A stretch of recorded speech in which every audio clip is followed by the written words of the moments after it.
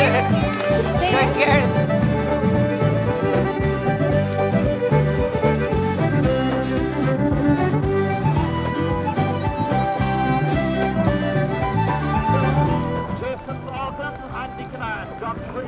Robert Parker, LJ Ryan and David Grant. Right half forward, man of the match last week, Neil Grant.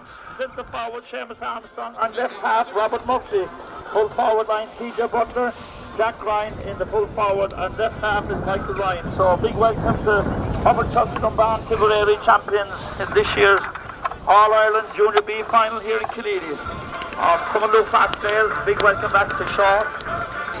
Whitechurch have done fantastic, winning the Cork, Munster and here contesting this All-Ireland final. Very welcome to the Cork champions, the Munster champions.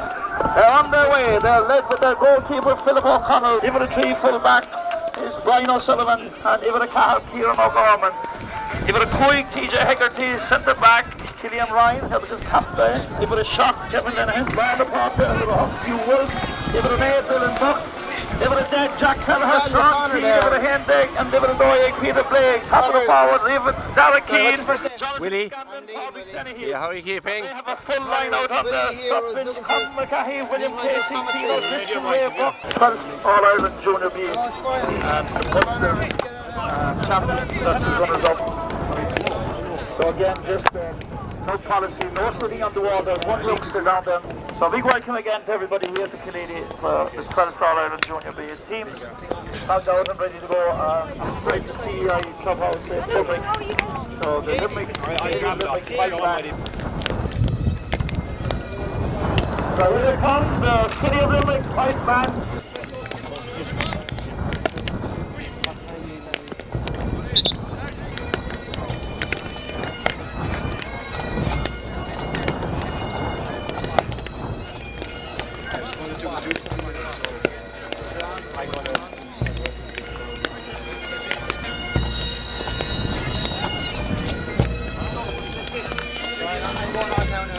Okay, you're all very welcome here to Killeen in West Limerick on the 26th of March 2017 for a historic game for both clubs. Upperchurch Dunbar in their first ever All-Ireland final, and I guess for the Whitechurch listeners, and I believe we're going out live to those in Whitechurch as well, I guess it's their first All-Ireland final. It certainly is ours. We lost out to this opposition in the Munster final by 2 or 3 points in a really, really tight game. Upperchurch went down and beat Kinvara in the semi-final, and Whitechurch went down and had a fairly easy victory over Cranford. So big game for both clubs. From Whitechurch perspective, they'll be looking to do the double over the church, whereas for the other church, the guys in black and amber will be looking to exact a little bit of revenge. I'm joined here on commentary by Sean Purcell, who happens to be captain, or brother of the captain I should say, a man himself who was captain of a famous victory in 1998 in Upperchurch and Upsenior. Sean, what are your thoughts on today's game?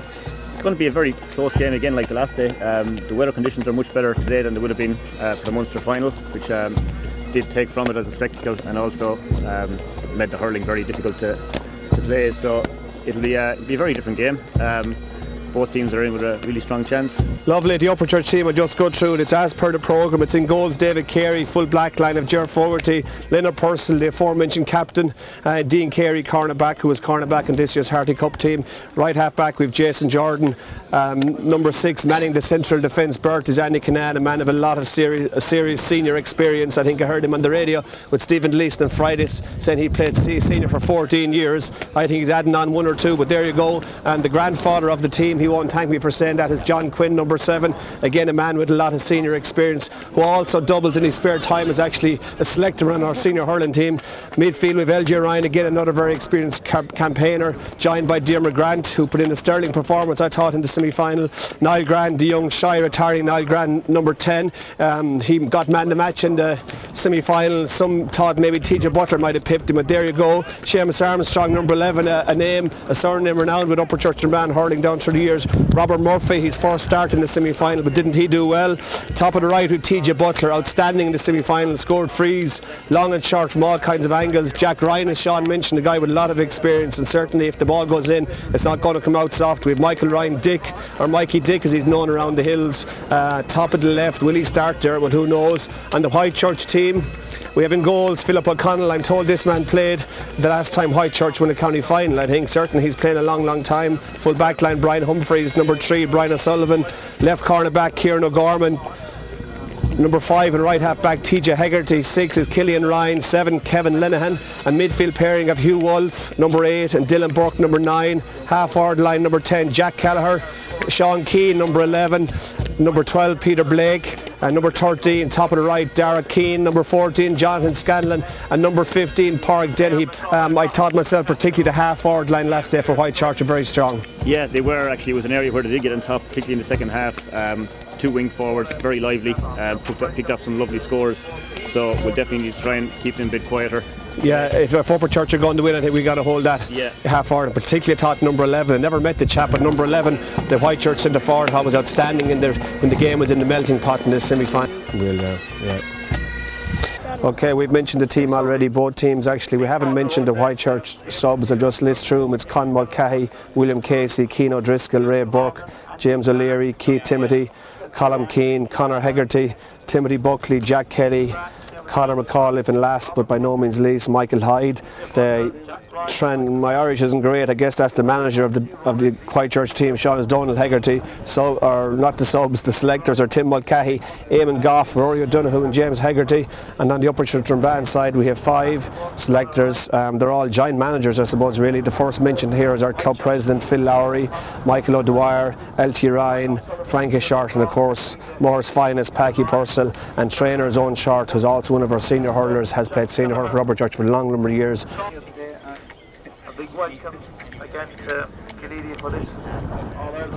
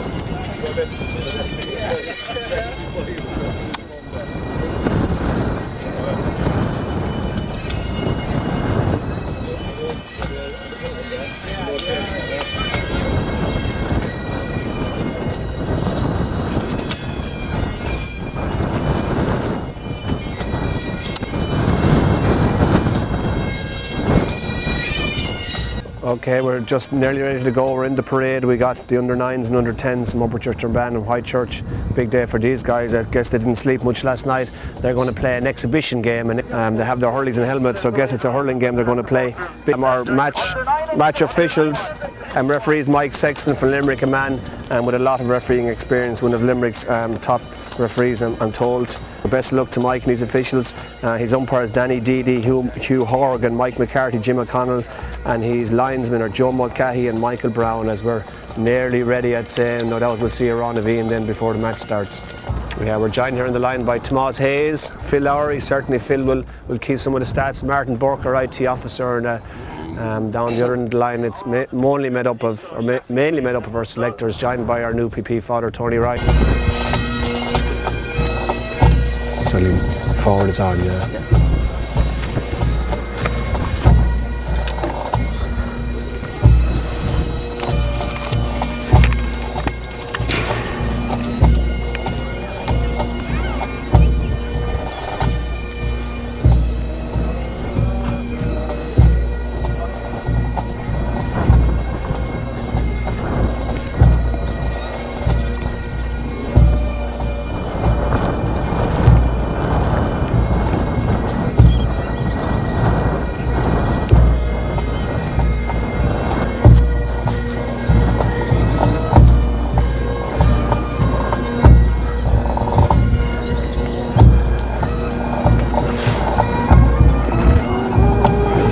On their life, well.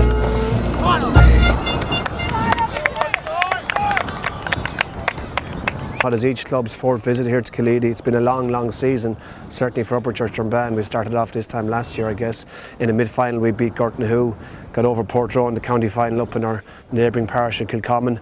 beat Maruboher by a point in a really, really enthralling contest. And as I said earlier, beaten by Whitechurch by 3 points. I think it was 3 points in the Munster final. And a good victory over Kinvara. Came really good in the second half of that game against the wind, actually. Bit of a surprise in the second half, really turned on the style. So we're almost good to go. I'd say we're about 30 seconds away from the start here. The ball is in, LJ, let's fly. Dermot Grant lets Seamus Armstrong let's fly, but it's the number 8 for Killeedy, I think, has the ball. Number 5 actually. TJ Hegarty drives it into his full forward line. Dean Carew goes down, John Quinn gets in and gives a hand. Andy Kinnan is in giving another hand, but it's the Killeedy number 15 actually. Park Dempsey comes up with the ball, but Quinny has it, I think, or Dean Carey has it. God, no one has it. Turns out the Whitechurch number 12 has it actually. Peter Blake goes in the sole run, but great work by Dean Carey. Robert Murphy's back there in defence as well. Number 12, Robert Murphy for Upperchurch Strabane, and Robert has it and he bursts out. Well done, Robert. And it's a little bit harsh, I thought there now, referee. The referee gives a free in. The aforementioned Mike Sexton gives a free in for Killeedy. Judge Robert Murphy to have overcarried. A little bit harsh, Sean, perhaps? Yeah, he could have had a free out there. There's a couple of bodies hanging off him there at the time, so and close to the line, so he was struggling to try and keep it in and try and get it back on the stick. So a little bit harsh, could have been a free out. But, could indeed. Certainly the Upperchurch selectors that were close to the action. I heard Packy Purcell there roaring for a free out. It's off the post and Lenny Purcell's coming out with Lenny has it in the hand. Well done, Lenny. And he drives it down the line, but down towards the Whitechurch number 12. No, it goes to out in the around the middle of the field. Number 5 has it again for Whitechurch, TJ Hegarty, and another free in. We got to think that's probably a free. Okay, good work there by TJ Hegarty, the Whitechurch number 5. We were just discussing the wind just before we rejoined you, and it's slightly in Upperchurch's favour, but it's more blown diagonally across the field actually. If I look over towards the tricolour, slightly in Upperchurch Strabane favour, but as we saw in both games, both the Munster final and the semi-final, we actually played much better against the wind, so we won't panic just yet. Still 0-0, but a relatively easy chance now for Pádraig Dennehy, the number 15 for Whitechurch, and over the bar it goes. Good score. Good start for Whitechurch here. But again, the clock tells me there's only 1 minute 55 seconds gone, so plenty of time. David Carey now in goals, drives it long down the field, down top of LJ. LJ puts up the paw, LJ has it, all great catch. The referee looked like he signalled for a line ball, then he changed his mind. Good catch by LJ, but well hooked by the Whitechurch midfield pairing.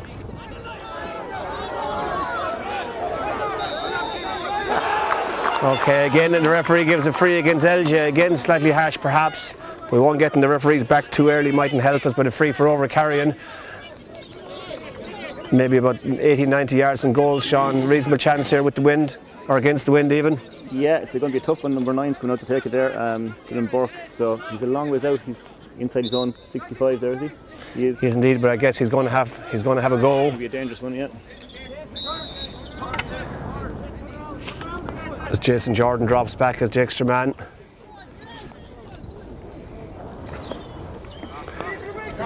In around the house, John Quinn goes up and pulls on it. That could have been a free, but no. Lenny has it again. Good clearance by Lenny down on top of Seamus Armstrong. We've got a 2-on-1 situation developing here though. Number 9, Dylan Burke. Plays it into Ger Fogarty, and a great drive down the field from Ger Fogarty. Well done, Ger. Into Mikey Dick. Mikey has it, turns. This is a good chance for Mikey. Miss hits it or hooked, I'm not sure which. Into number 3. Again, the wing back drives it back down the field, but only as far as LJ Ryan. LJ has Dermot Grant outside, and if he can see Dermot, he does. Back to Andy Kinnan. Andy's going to drive it in. Good striking by Andy in towards the full forward line. Jack got the ball. No, pushed off. That could be a free perhaps, but that full back, we saw him the last day play quite well. He's a bit of a handful. Jack will need to be on top of his game to get the better than number 3. Robert Murphy has it. Perhaps should have played down the line to Seamus Armstrong, but it's in towards the full back line again, but Whitechurch come out of the ball. Nice short clearance, number 4, Kieran O'Gorman. Goes around Robert Murphy. Down towards the full forward line, the full forward, number 14 is out in front of Lenny. Takes a shot, turns, and that's a good score actually. Good score, Jonathan Scanlon, number 14. Good start for Whitechurch, Sean. Yeah, very good. A couple of balls into the Upperchurch full forward line there, but defended quite easily enough. And once they broke away, full forward they're well out in front of the full back, and a good score. Yeah, we're seeing some good movement that Whitechurch full forward line already. Again, Whitechurch win the puck out, hand pass it short to number 11, Sean Keane. He turns back at his right hand side, plays the ball into the corner, again in towards that full forward, Jonathan Scanlon. We need to get the grips at him. Linney blocks him down well though. Well done, Linney. He needs support now. Good clearance up to the half back, or the half forward line, Robert Murphy. Robert turns, he gets the ball in his hand. No, he doesn't. That could well be a free. The referee doesn't think so. The number 5 was rising the ball, but I think in fairness Seamus Strongson cut across and knocked it out with his hand, but a good challenge there by Seamus. Important now that Upperchurch settle and get a score on the board in the next few minutes. Line ball to number 9, Dylan Burke for Whitechurch.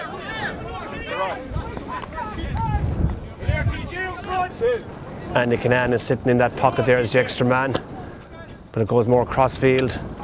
Okay, that's a free out to Upperchurch. Well done by Jason Jordan. Fairly obvious free there, Sean. Yeah, fairly obvious. Jason got out in front there, put the hand down and a little bit of a swing across there by the wing forward. So yeah, fairly obvious free. Okay, our centre back and one of our leaders, Andy Canan, drives it down the field. Not the longest free I ever saw, but if it goes to an Upperchurch player, we won't worry about that too much. LJ has it. Has LJ got it? LJ fights for it again. He needs a hand in there, guys. He's outnumbered 3-1. Oh, there's steps, surely, yes. The referee agrees with the commentary here. Number 5, TJ Hegarty, definitely overcarried that ball, and it gives a chance perhaps for TJ Butler. Certainly on the form we saw the last day, it's well within TJ's range. And with a slight breeze behind him, you think distance isn't going to be the problem here, Sean? No, he should have distance all right. That wind is going across the field, so it could be quite difficult, but we saw the last day he's well able to take these, so hopefully he'll tap it over. Yeah, he certainly scored points in the semi-final from this distance and even further out against the breeze, so hopefully this will get us off the mark. Strikes it well, looks good from here. The crowd certainly like it, a great score. Well done TJ Butler, that's 2-1, Upperchurch are back to within a point. Can't see the scoreboard, the subs are in the way, but I think I'm right in saying it's 2 points to 1, great score, so that'll settle the nerves a little bit now. Missing a sliotar, I think that's more is the umpire is concerned, maybe there's too many people around him, I'm not quite sure. The umpire's going looking for a table, I'm not quite sure what the umpire wants a table for, but anyway. Fixing the net, I believe, actually. In fairness to Killeedy, they've put an awful lot of work into this competition over the last 3 or 4 months. They've the place looking resplendent, and Killeedy are a relatively small enough rural club in West Limerick. They've 2 pitches, and this pitch is really of the highest quality because it's a new sand-based pitch. We'll drive on. The puck's out after a couple of minutes of a delay. Pushing it back, I'm not sure who's the offender. Name and shame there, Sean Purcell. Well, yeah, it was fairly obvious pushing it back by Andy there. Probably wasn't necessary, but yeah, fairly obvious free. Okay, and that's no points for you from Andy tonight and back in the village. But if we win, we'll no one care really. Again, it's a free, maybe about 50 yards out, straight in front of the goal. And given the form that this number 15 has shown so far, and certainly in the Munster final, he's not going to. Well, you think he's not going to miss this, but hopefully I'm wrong.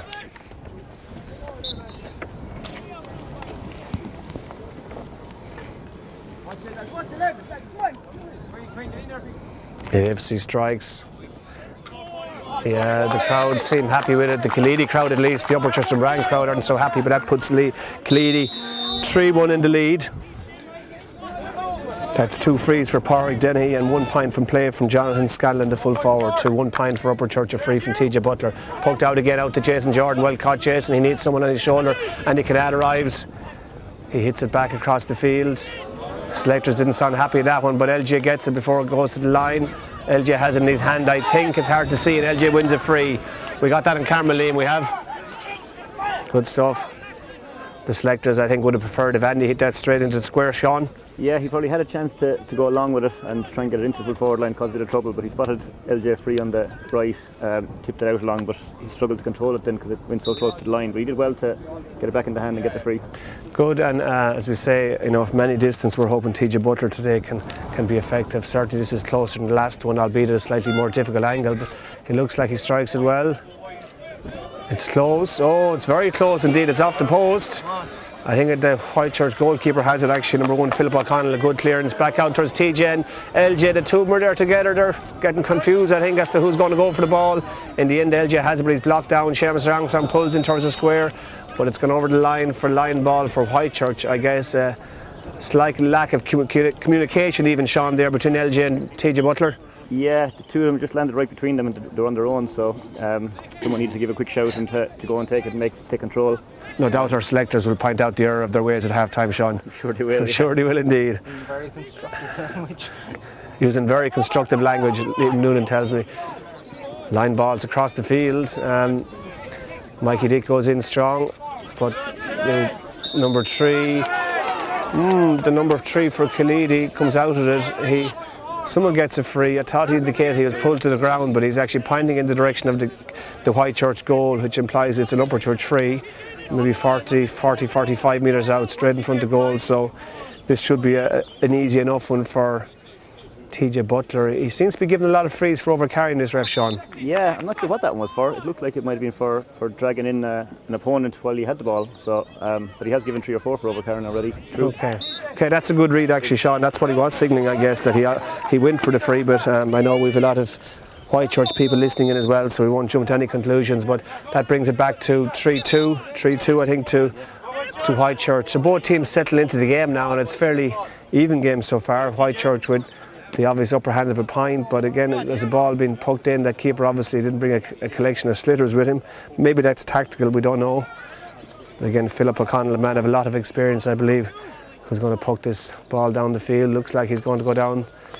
He's going to go down this wing actually, down on top of Dermot Grant and John Quinn. John Quinn is coming heavy. John lashes, takes man ball and all out of it, but goes to the Khalidi, number 9. Number 9 has it, drives it in towards Linney, full back. But out in front of him is Jonathan Scanlon. Dean Carey looks like he has it. Linney has it. Oh, it comes up with the Khalidi man. That's number 15 again, but hits it low and low. It was going wide. David wasn't sure. In the end, it touched off David Carey's Hurley. If that goes over now, that'll be a one-wheel roo. Potentially, but it was close, to be fair. My guess is it's just gone barely wide, Sean. It looked, yeah, we were kind of in line with it here. It looked like it was going wide. It did bounce a little bit funny. It was just outside the post, so Davey seemed to think he had to put the hurley to it and just tip it out. So it's fairly straight in front of the goals, obviously, when it's that close to. Yeah, well, certainly we don't want a goal dribbling in, I suppose. So it's easy to say from the commentary position what one might do. So anyway, the result is a 65. Fairly well middle of the pitch, actually. I'm not sure who the man taking it is, but it's one of the Khalidi outfield player, or one of the Whitechurch outfield players actually. Surprised it's not number 15 Pádraig Dennehy, but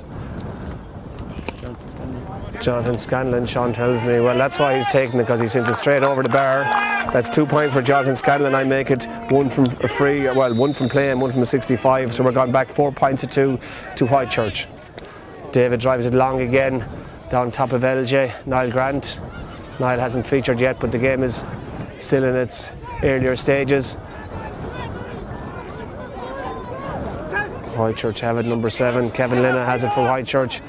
Drives it across here to Peter Blake. Peter Blake turns John Quinn and drives down the wing. Throws the corner forward. Andy Canan has it, sweeping in behind Dean Carey. Does very well. That may be a free. I thought he throws it back, but he throws it back actually today. Whitechurch full forward. There's 2 Whitechurch men in their own, the half forward that number 11 has for Whitechurch. He passes on to number 9, Dylan Burke. He's going through and he's fouled. Fouled by who, I'm not quite sure. Again, I thought that potentially was a free over here for Andy Canan, and Andy certainly agrees with me. He's not happy with the referee, but it's a free in front of the goal and likely to see Whitechurch go 5-2 up, Sean. Yeah, it's should be fairly straightforward free here for the second. It's Pádraig Dennehy, I think, again. The free was a definite free in the end, but Andy could have had one here on the wing just beforehand. Looked like he was bottled up quite hard. Yeah, it looked like he was fouled, but it's an easy enough free for Pádraig Dennehy, and it looks like they're not going to miss too many frees, albeit it's early in the game, yeah, but that's something we need to do, is cut out the fouling, because this referee is reasonably whistle happy actually. A couple of strange decisions, but as I say, it's early in the game. A chop on short shout from Dermot Grant, comes up the ball, drives it down the field, down in towards Jack. Jack puts up the hand. Oh, but a great catch there by Brian O'Sullivan. Had a stormer in the Munster final. Out there, number 11, Sean Keane. Sean Keane goes in a run. Mikey Dick is after him. Andy Canan puts out the hurley to block it. It's driven in again to the full forward into Jonathan Scanlon. He pops across to number 15 for it's a goal, Pádraig Dennehy. And the Whitechurch selectors understandably going to be getting a bit excited here. There's a bit of argy-bargy on the square. Not quite sure what happened after the goal was scored, but certainly good goal, a nice ball into Jonathan Scanlon. Passed to Pádraig Dennehy.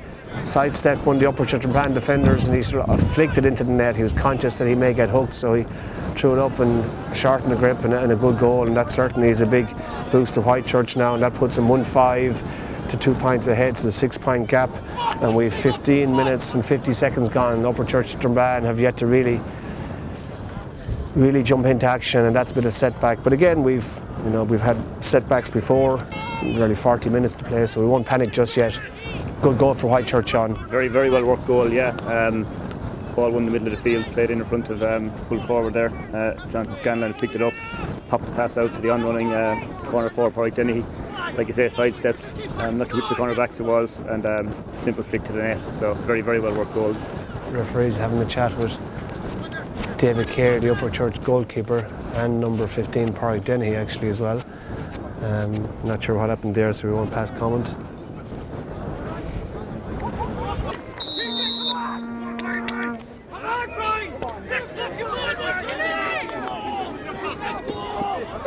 Puck out down the middle of the field. Seamus Armstrong pulls it in towards Niall Grant. Is Niall getting his hand? I think Niall has it. But no, the Whitechurch midfielder comes out of the ball, goes and sold over to the far side of the field. He's followed by Niall Grant, but he's getting free. I think he's going to strike it into the full forward line. John Quinn comes across, swings and misses. Dean Carey gets to Hurley, and again Porrick Dennehy, but Dean Carey does very well there to knock the ball away into the full forward line, but it's knocked away by Lenny Purcell. Well done, Lenny. The Whitechurch player looks like he's lying on the ball, or he fell on the ball, maybe, to be fair, but it's I don't know what it is. The referee blew his whistle, so it's either a free out, I guess, for diving on the ball, or maybe it's a throw in. Or a free out or a throw in. The referee's calling for the ball. I guess he's going to give a throw in, which is probably fair enough in the circumstances. John Quinn is in there and he lets fly. The Hurley goes further than the ball, mind you, but Diarmaid Grant has it. He goes on a run. Diarmaid Grant keeps going, he strikes it in, but he's semi-blocked down into Robert Murphy, but he goes to number 6, Killian Ryan from Whitechurch, drives it down this side of the field, good clearance, but straight on top of Andy Canaan. Hopefully Andy can catch it despite the sunburn in his light. Good clearance up the field by Andy. Now we're moving down towards TJ Butler. TJ flicks it out in front of his own man. Down to LJ. LJ tries to rise the ball, but I think he kicked it out over the sideline there, Sean. Yeah, it didn't come up from the first time. Again, almost cross paths with TJ there, almost got in each other's way, so may have suited TJ slightly better to pick that one up coming in the opposite direction. So okay, we haven't got going, but there's signs of maybe getting into the game a little bit. The line ball, good fortune for Upperchurch Drumban. The line ball, the far side of the field goes out over the line for an Upperchurch Drumban line ball. Maybe on the 21-yard line. We could do now getting a couple of scores before half time. We have 19 minutes and 21 seconds gone, so we have 10 minutes to half time plus injuries, so loads of time. We mentioned the breeze favoured Upperchurch Drumban, but it's only slight, and we also did say that we tend to play better against the wind, or that's been our recent history anyway. So line ball here to be taken by Seamus Armstrong, it looks like. Seamus or Diarmaid Grant. Seamus Armstrong. Oh, it's this lovely ball straight over the bar. An excellent scoreboard by Seamus Armstrong, even on credit to Shane Armstrong. Same family, different man. That puts it 1-5 to 3 points. It brings it back to a 5-point game. Jason Jordan, actually, I think. Jason Jordan, sorry Jason. Great score though, regardless of who hit it. Jason Jordan, definitely. Mikey Dick, good catch, but he had it in his hand, but he dropped it. John Quinn is in there. Number 9 from Khalidi. Dylan Burke is coming out of the ball, goes on a solo run, and he nearly intercepts him, but he doesn't manage. That's a good score by Sean Keane, actually.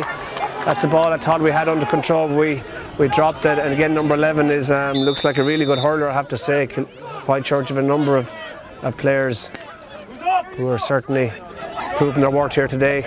Puck out to Seamus Armstrong. Again, a bit of a number 5 comes out with it for Khalidi, or Whitechurch even. TJ Hegarty has it.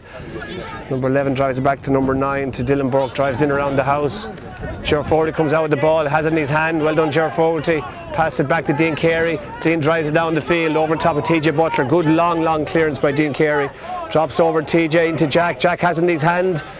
Look up, Jack. Oh, Jack shoots, but it goes out for 65. Well done, Jack. That gives us a chance now. If we get this score, it'll bring it back to currently 1-6 to 3. That didn't score from play yet. TJ actually missed that. TJ lifted but failed to strike the ball. Then he struck in the ground and only goes about 10 or 15 metres. But TJ makes amends actually. Well done, TJ Butler recovers well. Drives Danny Canaan. Danny sidesteps the one Whitechurch defender. He's caught by the second one, mind you. In towards the centre half back position. John Quinn is there. Linny Purcell is there. Andy's trying to make amends. Is pulled on. Sherman Strong, the centre forward for Whitechurch has it, but he hand passes out towards LJ. It's a bit of a lottery out there at the moment as to who might come up with the ball. Looks like a throw to me. Good pressure, Upperchurch Drumban. Sherman Strong has it. TJ Butler comes out with the ball again. Well done, TJ. He goes in a run. Thought it could be the free there myself. Back Stanley Canaan. Goes through Andy's legs, but he recovers well. But again, he's outnumbered. He needs help in there, guys. He needs help. Joe Fordy's in there with Jason Jordan. Mikey Dick is back there as well. Looks like Mikey's come out. That's surely a free, referee. Well done, referee. Mikey looks like he'll come out into a third midfielder role at the moment, Sean. We need to change things up a little bit, don't we? Yeah, they seem to drop Mikey out there to try and get on the ball and try and get a few balls into the forwards there. We're just not winning enough around the middle of the field at the moment, so that was a fairly intense passage of play there. Oh, long ball in by Andy Canaan in top of the house, but it goes harmlessly wide actually. Again, we did see LJ playing as an ex-defender to telling effect actually in the semi-final. I wonder, is that a tactic they might employ at some stage in this game, Sean? Yeah, it might well be actually, yeah. He hasn't really got into the game. The whole midfield is kind of bypassed here. The leader quite on top here in the half back line. And they're bypassing midfield, yeah.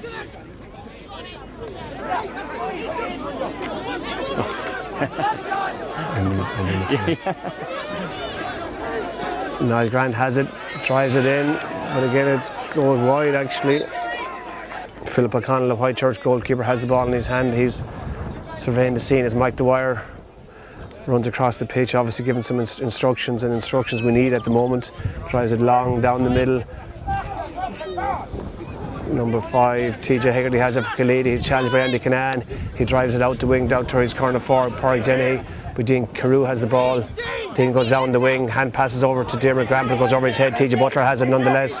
TJ has it and he strikes it long into the corner. In towards all, well held by Seamus Armstrong. Look up, Seamus strikes it in, drops in down front of the keeper. Keeper's going to deal with that all day long quite easily. Nice easy pass out to Kieran O'Gorman. Kieran O'Gorman drives it down, but he's blocked down by Mikey Dick. Mikey has it, flicks it on. He needs help though. He's got help from Seamus Armstrong, but the Whitechurch full back gets him, but he's blocked down again out to TJ Butler. TJ's going to pop this over the bar, is he?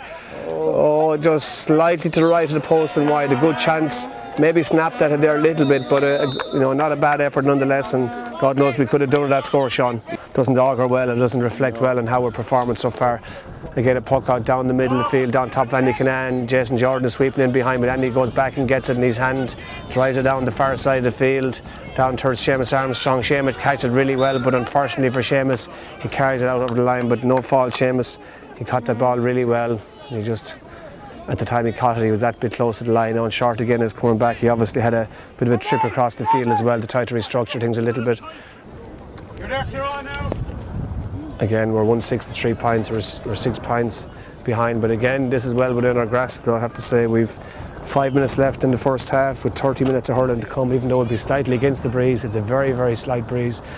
If we can start getting the top of that full forward line, certainly we're better than we're showing here today, Sean, aren't we? Yeah, I haven't really got going just yet. Now that's probably down to the quality of the Whitechurch team, but we're not really yet. We haven't really got a lot of our big players into the game. Again, a good line ball in by Jason Jordan. TJ Butler flicks it out very well. Fails to get into his hand just yet. Out to Robert Murphy. Robert goes and running towards goals. Robert's gone past the goal. Drops the ball. It's a free in. Yes, I think there's a bit of a chop across Robert's hand there. I think Robert went down on it. And we won't argue the toss in that, and we'll happily take the free. And it's maybe 21 yards out, 10 metres left to the side of the post. This isn't one that I think TJ Butler might miss, although I see Mikey Dick standing over. No, TJ Butler is going to strike it. This will bring it back within 5 points. I think we've got this and perhaps another point again before half time, that we'd certainly go in at half time with reasonable hope.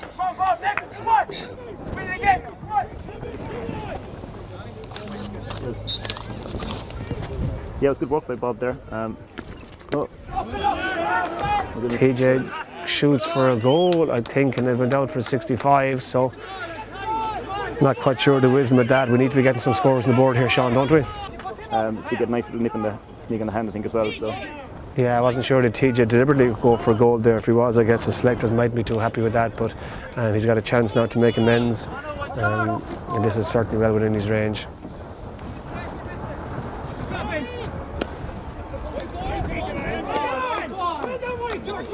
Okay, wide ball, so that's a loss, and that was a handy point that eventually led to wide, so that's a missed opportunity for Whotechurch Dunban. We're still 163 points behind, just approaching half time, 2 minutes left plus injury time, and we haven't seen any indication yet as to how many minutes. I guess there'll be at least 2 or 3.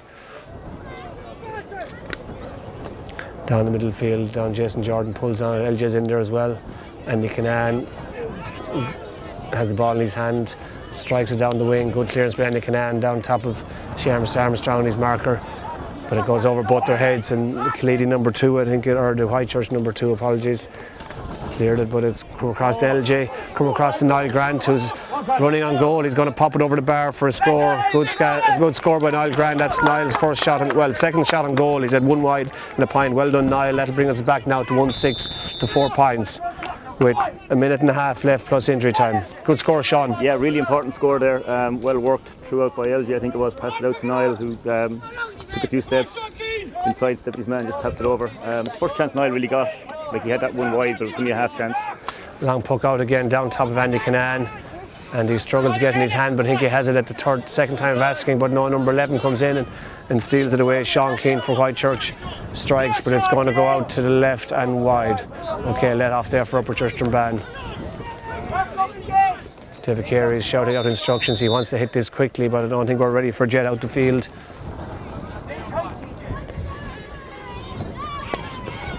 Long puck up by David down top of the halfway line, but it's caught by Khalidi player, but he drops it down to LJ, has it, and that's a free. The referee singles a free. Originally he was going to give us the advantage, but with no advantage accrued, he gave us a score, and again that's within TJ's range, Sean. Yeah, that should be within TJ's range. I know he didn't get the last 65, it's a bit closer, so hopefully he'll tap this over. Good win by LJ there. Yeah, and if we got this one, Sean, and bring us back to 4 going in half time, given that we haven't really motored at all, actually, we mightn't go in that unhappy. What do you think? It would be a very good position for us to be in after the performance, because we haven't, like, the lads won't be happy with the performance here in the first half. So 4 points down is not a bad result for the way we played.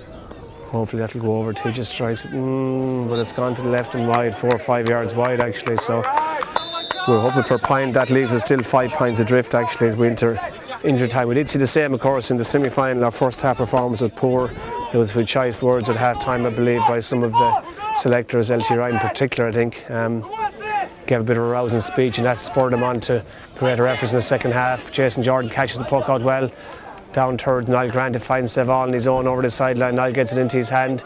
He turns and runs at goals. He needs someone coming to his shoulder. He throws the ball to Seamus Armstrong. Throw being the operative word, I think. But anyway, the ref didn't spot it, and he gives a free in to Upperchurch. So again, this is the chance we spoke about earlier on, that we get this and we bring it back to 4. Slightly easier chance here, Sean. Yeah, he's a good bit closer here, so hopefully this one will be better for him. Good ball by Niall again.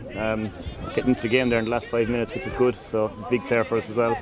The man of the match the last day. And it's out to Mikey Dick actually. Mikey puts it over, so we've changed our free takers, of course, up until the last day.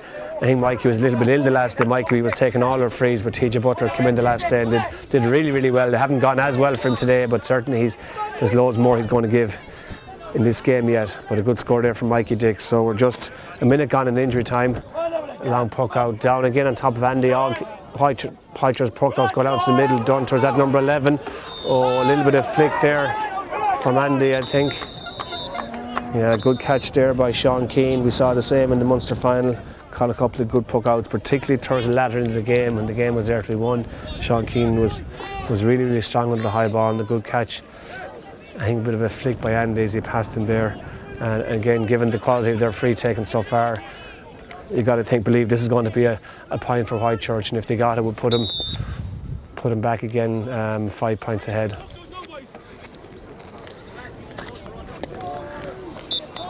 And again, Park Denny steps up and makes no mistake to leave the score 1-7 to 5 points. 32 minutes gone. That may well be the last play of the game. The referee's looking at his watch. He's not signalling though that he's going to blow down here near side on top of TJ Butler. TJ puts in the hurley, flicks it out, kicks it out ahead of him. TJ Butler has the ball, he's running, he's got David Grant outside. Oh, well done TJ Butler. Excellent stuff. And again, the number 12 from Killeedy, I think, or not Killeedy, Whitechurch, sorry, wasn't too happy with that. So it means the referee brings it up 10 yards. And, you know, the difference between hitting the ball 65 yards and 50 yards. Yeah, but anyway, it makes a slightly easier score. Mikey Dick is going to take this again. That looks true. That's a good strike. Well done, Mikey. The free that was won by TJ. Excellently won by TJ Butler and sent over by his very, very near neighbour and relation, of course, Mikey Ryan Dick. And again, the referee calls for half time as we go in now on a score of 1-7 to 6 points. And I think given how Upperchurch and Brann have played, or how they haven't played, you got to think that 4 points isn't as bad a situation as it might have been, Sean. No, didn't play particularly well. The last half of the first half there, we kind of came into it a lot better. I keep calling Killeedy. Whitechurch haven't scored as much there since they got the goal, so we have kind of tightened up a small bit. So a big pool of us for the 9s and 10s of Upperchurch, Dunban and Whitechurch. Two fantastic for the boys and girls there, fantastic hurling, and fair play to you all. And their coaches, mentors and their parents bringing them along yesterday. Thanks very much for a meal of our The record is Conor O'Dwyer. Okay, we start again now. Straight away, Mikey Dick has the ball. I'm out of breath and running across the pitch. 4 seconds gone. Into Jack has the ball. He's running towards goals. Popping it straight over the bar. Great start for Upperchurch and Brann. Well won by Mikey Dick, middle of the field. Popped it into Jack. Jack caught the ball, turned in a great score. That's the start we need. That brings us back down to 3-point game. 1-7-2. Whitechurch 7 points, Upperchurch and Brann. Short puck out to the wing back, but TJ Butler has it. Well done, TJ. Potentially a free. TJ turns. He's one look at goal. Pats it out to Mikey. Good pass, TJ. Mikey gets it up again. Thought Mikey had it. Hasn't. Derek Grant has it in his hand now. Well done, there, but he pops it back to LJ. LJ has a shot. That looks straight and through from here. Straight and through. Need a great point by LJ Ryan. Good work there with Derek Grant, TJ Butler, Mikey Ryan Dick. That's the start we need. Within 57 seconds at the second half start, we have 2 points on the board. It's now it's a 2-point game. A really good start there, Sean. Yeah, unbelievable start the second half there. Exactly what we were hoping for. Getting a quick ball into Jack there. He won it, tapped it over. TJ winning the puck out, and 2 great scores within the first minute. Long puck out down the middle again. I think LJ has it. No. Andy has it. No. Someone in a yellow jersey had it with a red helmet, but he's from Whitechurch. The Whitechurch number 11 again. Sean Keane has the ball. Somebody wins a free. I'm not sure. The referee is looking for the ball. It's going to be a throw in, yeah. Derek Grant pulls in the ball. Joined by LJ. Well done, LJ. Pass it out to TJ Butler. TJ strikes in around the house. Oh, but it's intercepted by number 9. That's Dylan Burke for Whitechurch. Good interception. Dangerous ball in around the house on top of the square. Lee Purse puts up the paw. Oh, well done by Dylan Carey. Great clearance down the field, down top of TJ, but it goes just beyond TJ. Whitechurch have it again. The Whitechurch midfielder strikes it out to number 11, Sean Keane. He sidesteps Andy Canan. He goes and runs through the middle. He's 30 yards out. He's running the line 21 yards out. Takes a shot, and that's a really good score by Sean Keane. That's a good response to our opening start, Sean. Yeah, he went through a real purpose there. Thought he might take a few more steps and have a crack at goal, but a very good score. Yeah, it was looking dangerous for goal at one stage there, but probably wisely took his point. Puck out again by David Carey, down top of Mikey Dick, but the centre back goes for it, catches the ball. Killian Ryan, a great catch, plays it out to the midfielder for Whitechurch, drives it down, turns the corner forward down to Pádraig Dennehy, and we've seen how dangerous he can be in the first half. Pops it again back out to Sean Keane again in the middle. He turns and strikes. Again, wide ball. Oh, an easy enough chance there for Sean Keane, a man of his quality. You'd expected the points, a bit of a let off there for Upperchurch and Brann. Scoreline now of 1-8 to 8 points. 2 points in the early stages by Upperchurch and Brann, responded by Whitechurch with a point. Puck out down top of LJ has it in his hand. Maybe a free there, I thought. Certainly the Upperchurch supporters thought that was a free. And the ball is there. It's a bit of a lottery. And it's gone out for line ball, and don't think the linesman knows what way it's gone. He's going to give a throw in. I think Jack is arguing strongly that it should be an Upperchurch and Brann ball. I see the referee is agreeing with him. So ultimately I think the linesman is going to have to agree as well. TJ Butler's take that line ball the far side. He looks up to drive it sharp, but I think he's going to take his time and drive it in around the house. We need to get back Jack in around the square. Out to Niall Grant. Oh, Niall fumbles, but he has it again. He turns. A good chance for Niall Grant. Just the minute it left his hurl, you're thinking, Sean, that Didn't look like there's going to be a point. No, it didn't. He was under a little bit of pressure striking it there after sidestepping between two guys there. Niall's generally quite accurate, so disappointing to miss that one. Yeah, the first touch let him down. He had to go a second time, and at that stage in Whitechurch were on top of him, but didn't go too far wide. But at least Niall is starting to get in the ball, and certainly we've seen in the past he got 3 or 4 points in playing the semi-final, so he's a man we need to get on the ball. Puck out, not an overly long puck out, down top of the wing back. Jason Jordan has it. All great pick up by Jason Jordan. Goes to LJ. LJ looks like he's running into trouble though. Back to Jason Jordan again. Strike at Jason, well done. Not a great strike, but it goes into the full forward nonetheless. The full back comes out, but Jack is battling forward. Mikey, Seamus Armstrong has the ball, but it's going to drift. Oh, off the post! Robert Grant has a shot, a score. It's a great score by Robert Grant. Good stuff. Good work by Upperchurch Strabane. Jack Ryan battled well for that ball, Sean. Your cousin, you got to give him a good mention. That was Bob Murphy there, not Bob Grant, just so you know. Did I say Bob Grant? If you're listening, Bob Grant, I'm sure you'd have got the point as well if they picked you. Right as opposed. But they may have had a goal chance there if you had to. Yeah, goal chance. But we'll take the point. So it's a scoreline now of 1-8 to Whitechurch, 9 points to Upperchurch Strabane, a 2-point game, and certainly we started the second half. Whatever was said at half time certainly looks to have had an impact over there on the far sideline. John Quinn is battling for that ball. John Quinn has the ball, actually strikes it, but gets blocked down. Dean Carew comes out that broad brilliantly. Great catch and great clearance by Dean Carew. Down top of Jack, has it again. Jack turns and shoots. That would be a brilliant score, but it's just going narrowly wide. Probably needed to slow down and have a look there, Sean. He hit that ball without looking. Yeah, he's out a bit further than he normally would be, so he was winning it on about 45-50 yards out and struck it quite fast, so yeah, slightly to the wide. Again, a free for Upperchurch Strabane. I didn't see it myself, but the referee signalling that the number 8 for Whitechurch, I think it was Hugh Wolfe. Apologies, Hugh, if I'm blaming you in the wrong, but you're holding Jason Jordan's hand, and it's a free from Mikey Dick. It's not simple though, it's on the 65-yard line, and as you'll see on the camera it's about 5 yards from near sideline, so difficult enough strike. But the wind, in fact whatever wind was in it, looks to have died completely actually. The flags in front of us here are almost motionless. Maybe the gods are smiling. That's certainly up in the air anyway, but drifts to the right I think, and about 5 or 6 metres wide, probably a little bit too high I guess, but there you go. Again, there's only 2 points in it, 1-8 to Whitechurch, 9 points to Upperchurch Strabane. The goalkeeper doesn't have a slitter, but the Upperchurch management team are quite happy to volunteer a slitter since we're 2 points down. He's signalling to go out left, but he actually goes right. Over on top of Diarmuid Grant and his man, number 5. Diarmuid gets the ball well up into his hand, but he drops it again. Number 12 for Whitechurch has the ball, Peter Blake, but he's fouled again. I didn't see by who. LJ, I think. Sean Purcell says it was LJ gave away that free, and we've seen again these guys are fairly good from frees, so we need to be careful in that regard.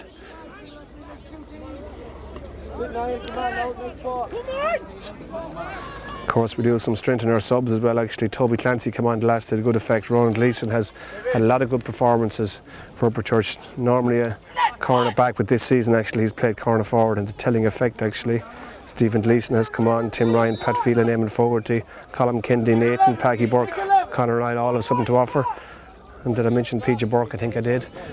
Drives it free, long and high, but it's gone wide. So a couple of wides on either side actually, the start of this second half, and we've 7.5 minutes gone. Again, the scoreline, in case I need to remind you, is 1-8 to Whitechurch, 9 points to Upperchurch Strabane. Puck out down here, but there's 2 Whitechurch men on their own. Niall Grant goes back, but it's a hand pass into number 9 for Whitechurch, a fairly easy chance, and he takes it. Dylan Burke didn't need to be asked twice. Again, a ball that number 11 Sean Keane won actually. Dylan Burke made a good run towards the middle, and he was never going to miss that, a player of his quality. So again, it's back to the 3-point game. Sean, a good score there for Whitechurch. Yeah, another good score for them, similar to the way they worked the goal there. Drawing the man, playing the ball into the man running on the shoulder. Lovely pass. He could have taken it on further, so he wasn't going to miss them there. Get up the Hurling, you have to do. Come on. Okay, some of the Upperchurch mentors here urging on their troops. Puck out goes over the far side, but it goes out over the line actually before TJ Butler could get his hurley to the ball. Again, this is an important period of the game now. We've 8 minutes gone. There was 4 points in half time. We've got 3 points. They've got 2, I think it is. So it leaves Upperchurch now 3 points adrift with 22 minutes left. Line ball far side of the field. Strikes it reasonably well, but Dean Carey looks like he's going to get the ball in his hand. Dean Carey is having a fine game actually. To my mind, he was pushed, but the line ball is Upperchurch Strabane, so it could be an awful lot worse. Dean Carey has come out a lot of balls actually to having a fine game. Ryan, don't go too fast. Kevin, watch it on. It looks like Dean is going to take the line ball himself. Jason Jordan this side is waving for it, but I'm not sure. It looks a bit dangerous to me, but Dean goes down the line, but goes down the line a little bit too much actually, so much so it actually goes out over the line. Could do it getting the game back in the melting pot again here. Yeah, it's in our interest to Keep the tempo high. Keep the tempo high with a sharp puck out to Sean Keane. Again, that's an excellent score. Sean Keane is having a fine game. It's 3 points in play now for Sean Keane. Long puck out again now from David Carey down top of Niall Grant. Niall puts up the hand, catches the ball, has a look as if he's going to pass, but he's going to elect to shoot instead. Goes in over the full forward line's head. Robert Murphy has it. Oh, very, very unlucky. That looked like an almost certain goal, but got very good block by the Whitechurch defender to come out with it. Shortens the grip. Jack is chasing him, but a nice strike down the sideline. Ger Foley's up and he pulls the Whitechurch full forward, passes the ball out to Hugh Wolfe. Hugh goes down on the near sideline, strikes the ball, but it goes wide, I think it is, to be confirmed by the umpire, yes. But a really good catch there by Robert Murphy. Super catch by Robert. Only thing was he landed. He was a bit too close to the goal. He hadn't much room to hit it, and since he threw it up to tap it, someone got a flick the other way. Okay, puck out this side of the field again, but breaking ball goes to number 9, who's all on his own there. In effect, strikes the ball in. That's Dylan Burke in around the houses. In the top of the full forward, Jonathan Scanlon between Jonathan Linney. Oh, not sure who comes out of the ball. The corner forward. Oh, it's corner forward. Misses the first time, then gets the ball in his hand and drives the ball to the net actually. Pádraig Denny. A really, really good score from Pádraig Denny. And if I'm right in saying that's his second goal in the game, and that's not what Upperchurch needed. Maybe 30 seconds early with a goal chance of ourselves that we missed actually, but that's the difference I guess. And that's now 2-10 actually to 9 points. That puts Whitechurch 7 points ahead, Sean. That's a bit of a blow at this stage of the game. It's a big blow now, yeah. Could have been probably cleared, but he recovered very well, and there was a bullet to right across the goals into the far side of the net. Yeah, he struck that well really, David, and no chance in goal there to be fair. We now have 11 minutes gone, we've about 20 minutes left. But again, Whitechurch win the puck out. Number 7, Kevin Linehan, drives the ball long into Dean Carey, who had it in his hand but he dropped it. Number 13, Derek Keane, has the ball for Whitechurch, flicks it out to number 15, but there's a free and a free in, I think it is, and a free in a fairly easy enough position for Whitechurch. And you got to think Pádraig Denny isn't going to miss this actually. Yeah, Pádraig Denny's taking this. It's 45 yards out straight in front of the goal. If they get this, it would go to 11 to 9 points. That's an 8-point game, Sean. We're in a dangerous territory at this stage.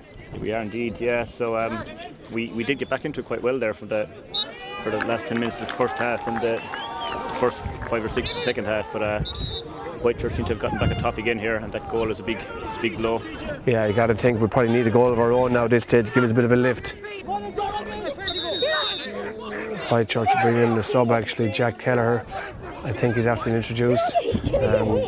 Good catch by Jason Jordan. Well done, Jason. Jason's going to take it himself actually. We need to up the tempo again. He's going to drive it long into the square. In top of Jack and Co inside. Who's got the ball?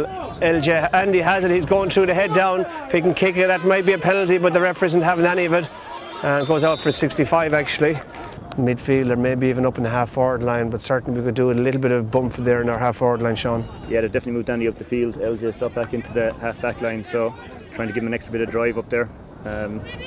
One thing for the lads, they won't die, they'll stay fighting. So there's a lot of fight in this team, so we'll just see how they go for the next 10-15 minutes hopefully. We just need a bit of individual brilliance, I guess. That's a 65 from Micah Dick and that's over. Good score from Micah Dick. That brings it back down to 2-11 to 10 points. 7-point game, but again we have 17 minutes plus injuries, so you got to think about 20 minutes left. But this is a good Whitechurch team. Puck out from Whitechurch, goalkeeper down top of the middle, down top of LJ. Lenny has the ball, he's coming out. We think it's a free. The Whitechurch guys reckon he died, but it played on. Jimmer Grant gets the ball, strikes it down, but it's going to go over the sideline. It's not. It goes to number 2, the right corner back. Turns. Oh, well done, Jack Ryan. Rob Murphy's got the ball. He strikes, maybe a little quickly perhaps. That's the ball he could have caught. Seamus Armstrong goes, or that's the ball he could have ran with, should I say. We had a bit more space to take that on. Seamus Armstrong swung the hurley at it, but it went out wide. Fairly quick puck out now from the number 12, and the referee indicates a free. And actually, I thought that was a free to Upperchurch Strabane before the ball ever arrived actually. It looked like he swung back a little bit, but he did catch the ball well, to be fair. It's number 10, Jack Keller, number 12 actually, Peter Blake actually. And number 14, Jonathan Scanlon's coming out to take that. Looks like he takes the long range ones and Park Denny takes the near in ones, Sean. Yeah, that seems to be the way they're going, and they've both been very good so far. So yeah, Jonathan Scanlon, who's got 2 points already, I think one from a free, or one from play, it looks like, and 165. The number 11 has scored 3 points in play, and Park Denny, looks like he's got 2 goals and 5 points. That's a good return for any player, yeah. Maybe even more, Sean tells me. Number 14 strikes the ball long and true actually. Jonathan Scanlon, good score. That puts Whitechurch now 2-12 to 10 points ahead. They'll be happy with that. 8 points in the game with 15 minutes gone. Again, a quick puck out now from David Carey. Down towards the centre forward spot, but number 9 goes up in his own, but he fumbles it, but it comes back to number 12 again. He goes in the run. And that's a chop down there. Not sure is it Jason Jordan or Niall Grant, but somebody chopped and the referee isn't happy. Someone's gone into the book. I think it's Jason Jordan. Certainly, I think that's a free.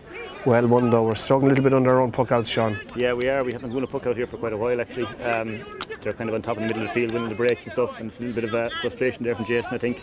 The ball broke. The man just went to go past him. He tried to flick, and it was more of a chop. So. Okay, so number 14 again, Jonathan Scanlon. He scored from a similar position only about a minute ago, and this would put Whitechurch 9 points ahead, and you've got to say their full value for their, maybe not a 9-point lead, but certainly they deserve to be ahead after half time. We certainly came back into the game, but they have taken control again. He lifts, he strikes. This time it looks like I thought it was going wide, but it's gone over the bar. Really good score. I don't think he's missed anything actually. Jonathan Scanlon puts Whitechurch 2-13 now to 10 points, so I make that a 9-point game. So we need to score, we need it quick.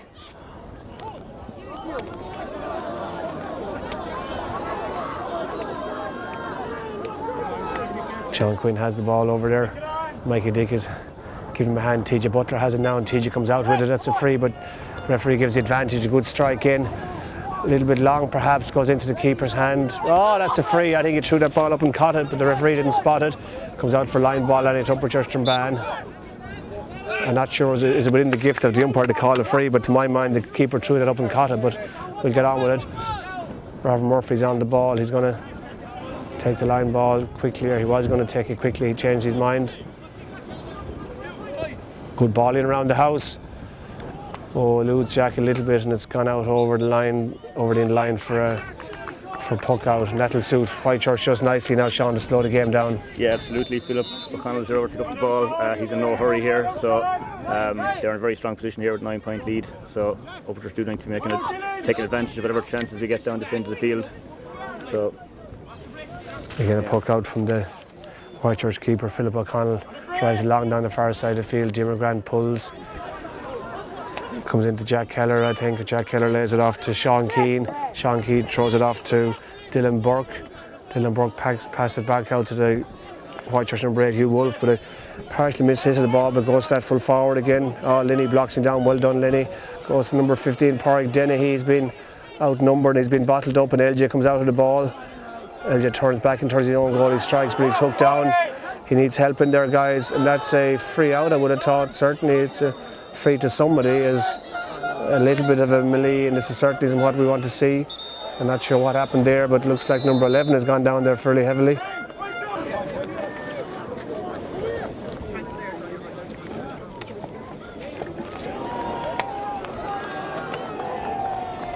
There's a cheer from the far side, actually, not sure what that means. I think Lenny's taking his helmet off there. Lenny Purcell is taking his helmet off. I think that's a straight red for Lenny Purcell. I'm not sure what happened there, but obviously the ref spotted something. He didn't board a red card. Okay, it was a slight delay. I think there's number 11 actually was down injured, but he's up and going to a loud cheer from the Whitechurch supporters. Certainly number 11, Sean Keane for Whitechurch, has had a sterling performance so far.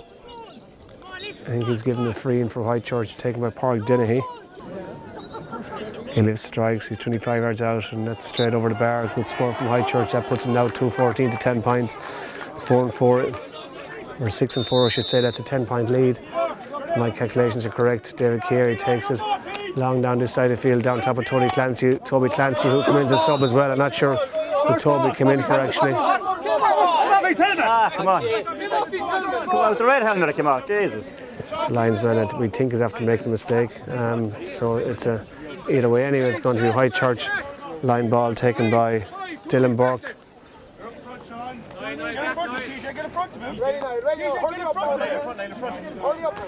Strikes down along the sideline. Down towards the corner forward. Toby Clancy is tussling for the ball. Chair forward, he gets it in his hand. Oh, there's a free for somebody. Again, a free for Whitechurch. Playing the man according to the referee.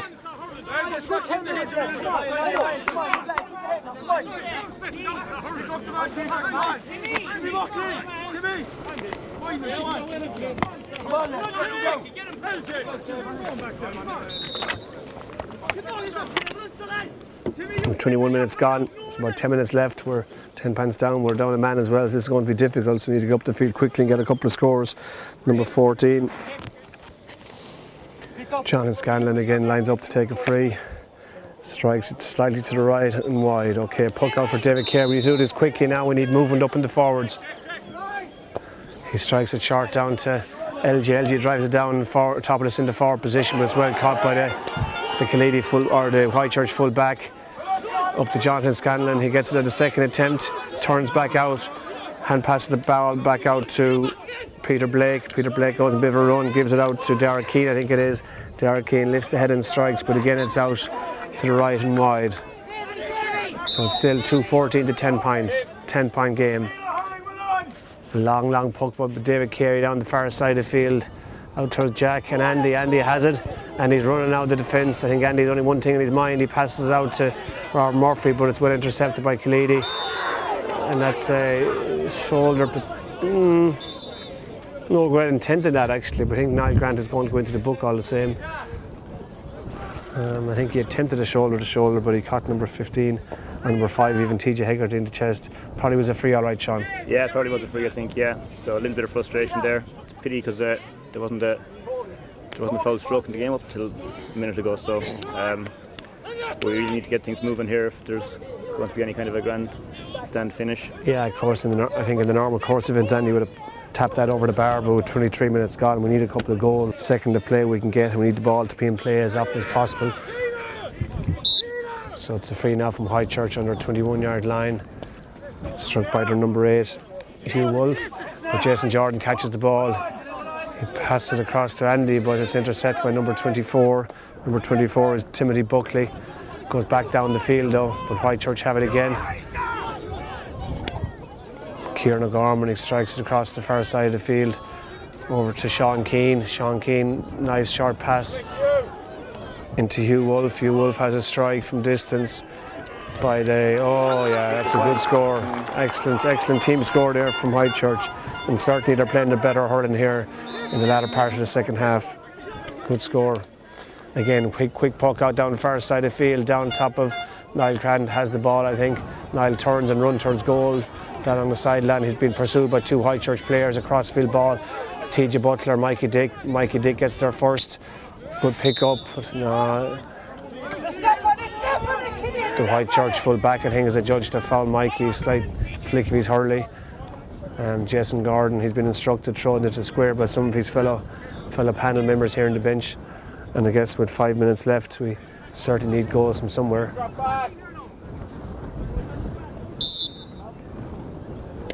He lobs it in and around the house. Thought Jack nearly had it there. The Whitechurch fullback came out to pulling it but missing it, but Jack failed to catch it. Over to John Quinn. John Quinn has it, but slightly judged to have fouled him. John isn't happy when the Whitechurch player knocks the ball away. Slight disagreement over where the free should be taken from. Again, it's not in our interest to delay things. And the referee agrees with John Quinn's interpretation of events, and he brings the ball about 15 metres forward. Again, this is one I think he's going to lob in, as we see PJ Burke was getting ready to come on as a sub. I'm not sure for who yet. The ball goes into the 21-yard line, but TJ Hegarty has it. Strikes the ball long out along the sideline. Jason Jordan comes out in front of his man, collects it very well actually. strikes it back in around the square. Mikey Dick, I'm not sure what Mikey was doing there, being honest. Apologies, Mikey. TJ Butler has it. Swing and a miss from Khalidi. Number 24 is fighting hard for the ball. Niall Grant is in there. TJ Butler's in there. But Dylan Blake comes away with the ball. Dylan Burke even comes away with the ball, strikes it long down the field. Over on top of Ronan Gleeson. PJ Burke came in for Dean Carew actually. Dean Carew was having a fine game for most of the game, to be fair to him, but PJ Burke certainly has a lot of junior hurling experience, Sean. Getting 26 minutes, 39 seconds gone, so we need a couple of goals. We need them very, very quickly as PJ Burke fights well for that ball. Niall Grant comes out of it, I think. He doesn't, he's tried valiantly. Andy Canaan comes in there one hand and flicks it up down top of Jack. Rob Murphy's in there beside him as well. Again, the Whitechurch full back comes out and doubles in the ball over the line. Brian Sullivan has had a very, very good game here so far. That the whole Whitechurch full back line has been quite impressive actually, and have been well at top for most of the game, Sean. They've been able to manage most of what we've been thrown at them today. Been a really solid there, very uncompromising. So good defending there. Again, a quick line ball from Niall Grant. Throws it back out to Jason Jordan. He strikes it high and around the house in top of Jack. Jack has it, I think. Well done, Jack. Well done. That's a penalty, I'd say, referee. No, the referees, and Jack turns, shoots, but it's blocked by, I think, comes off the foot of a Whitechurch player. We certainly would have taken the penalty if we got it. Instead, we've again, LJ fails to rise the ball. He pulls in it, but a nice short pass down to Dean. Or Jason Jordan, I should say. Jason turns and tries to run on goal. He hand passes the ball out to Niall Grant. Niall gets it up, he's running through the middle, but he's about 5 or 6 Whitechurch guys ahead of him. Strikes, turns and strikes, a good point, mind you. Maybe a little bit less than what we need at this stage, but really a goal probably was never on that stage. That makes it now 11 points to 2-15. That's 4 or 5 substitutes on. And certainly they've all trained very hard all year to deserve a run here on one of their biggest days. It's a sharp puck out to the Whitechurch midfielder who's all his own, Hugh Wolfe, in the cornerback position. Drops around the middle of the field. LJ gets it on the second attempt, I think.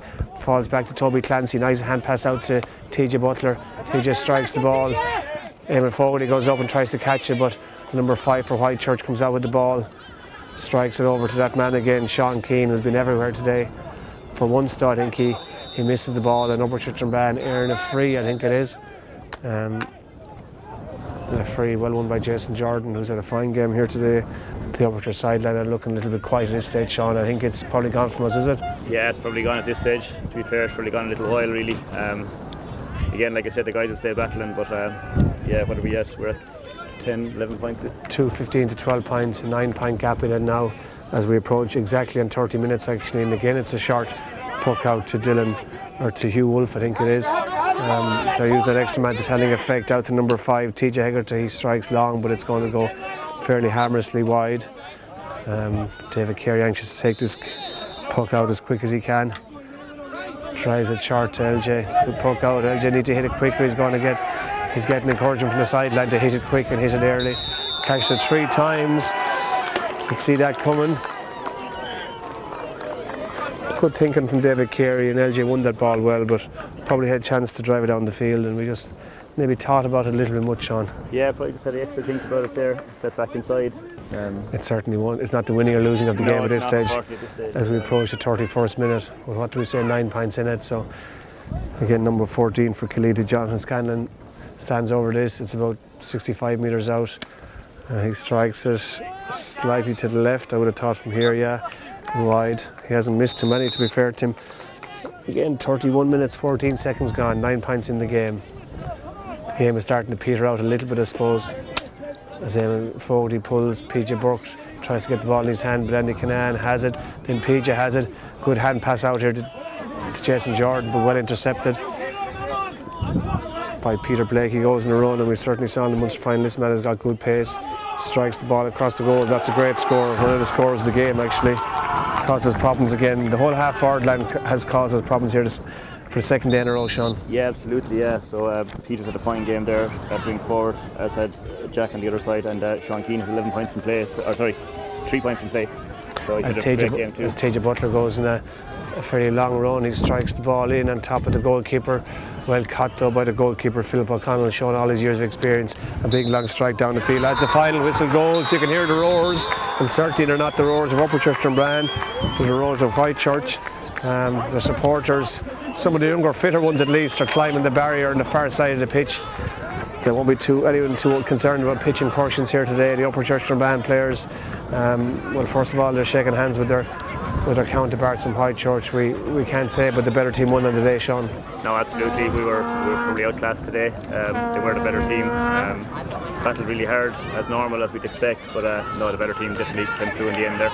Yeah, and we started the second half really well. We got 2 points in the first 2 or 3 minutes. You'd say at that stage we gave ourselves every chance. You're thinking that it may be even 50-50 at that stage, but Whitechurch responded very well to our flurry of scores. Absolutely, and after coming from the semi-final match where we came in, started the second half really strong as well and went on to win quite well. I know I was confident, but no, they came to terms with it. Whitechurch came to terms with it quite quickly and turned it around. Got the next 3 or 4 scores, then stuck in that goal, and really there was no looking back from there. The tails were up. Yeah, our season this year has been, even though we've won nearly all our games, our performance have been up or down actually. When we got going, we really got going. We saw that against Kinvara in the second half, and I know we said maybe at half time we were a second half team, and we can, but really Whitechurch responded really well, and whatever scores they got, we got them down the field. And I suppose the goal that the corner forward got in the second half really was the main turning point. Yeah, it was. At that stage we were looking dangerous, and the game was there for the taking, but that really was the killer, I think. And to be honest, I suppose they were the better team. So up their hand more than we did, and bear in mind that this is Whitechurch's first team. They got a couple of guys that if they're an Upperchurch and Bran, it's not junior B they'll be playing. They've got a couple of players of senior standard, and ultimately that potentially was the difference. Yeah, well, absolutely. Yeah, they're very strong up the middle, and 2 very strong wing forwards as well. But yeah, full forward there, John Scanlon, strong all day. Sean Keane on the half forward line, and for Corey Denny he got the 2 goals, and most of the frees as well. So no, they have a very strong outfit.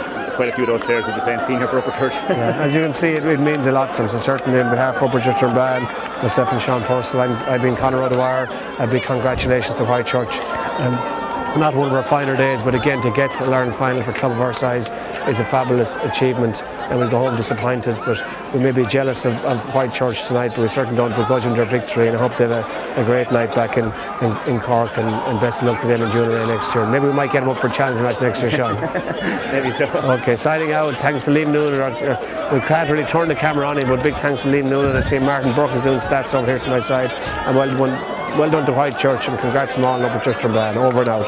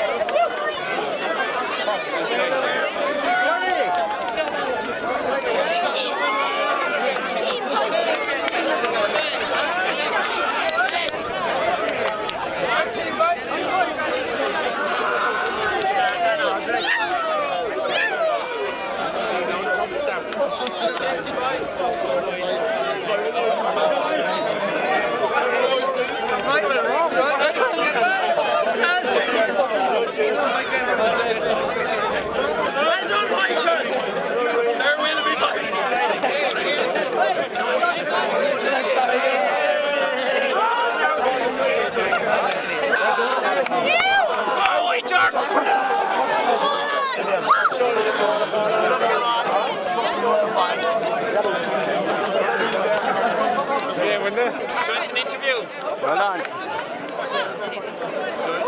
Come on, Joshy. Say hello.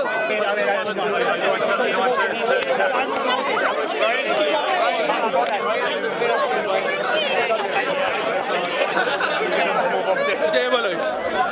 Today of my life. Best day of my life.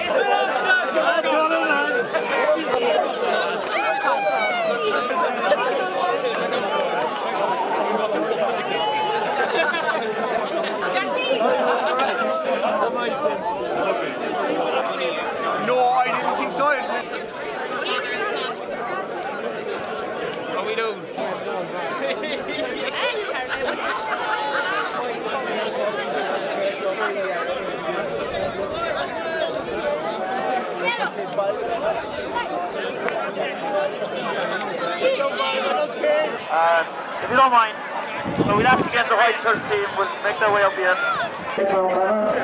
Chairman, we can come on stage, start welcoming Minister O'Donovan, Limo Whotechurch, Laska here, come on board, Michael Cunningham, Games and Coach Doctor in the County Council. So,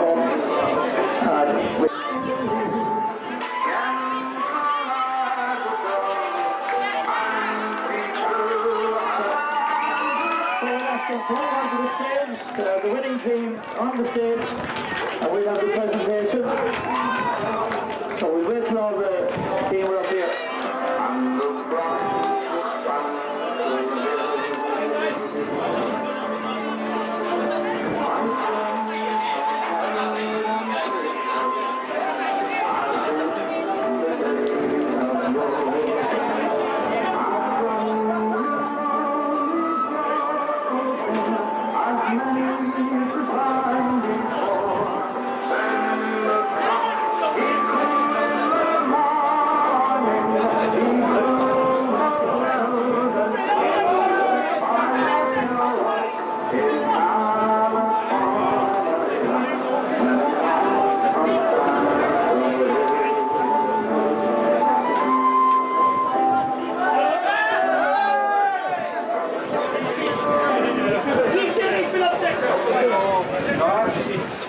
On behalf of the Canadian GA Club, I just personally want to congratulate Whitechurch on becoming newly crowned All-Ireland champions.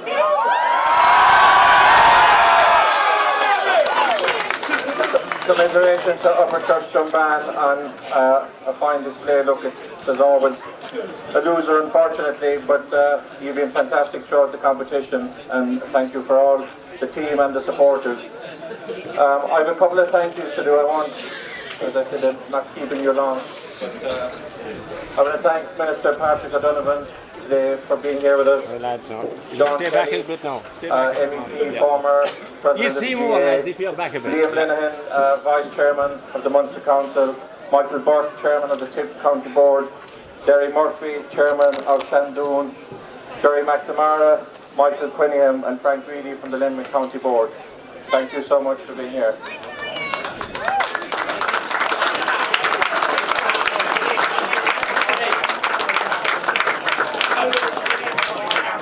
I'd like to thank a few sponsors that have been tremendous to us over the last 11 years.